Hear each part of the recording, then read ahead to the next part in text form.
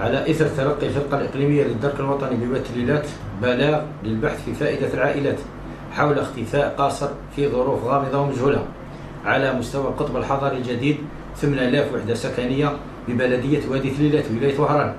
باشرت الفرقة التحري مع تنشيط عنصر الاستعلامات عبر كامل الإقليم، وتزامن مع ذلك تلقينا اتصال من طرف والد القاصر مفادها عثوره على جثة ابنه محل البحث بخزانة بهو العمارة.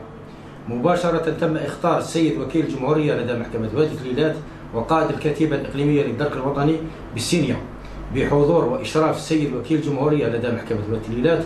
تمت مباشرة التحقيق والبحث عن الأدلة للتوصل إلى الفاعل، وأثبتت النتائج الأولية أن مرتكب الجريمة أحد ساكني العمارة.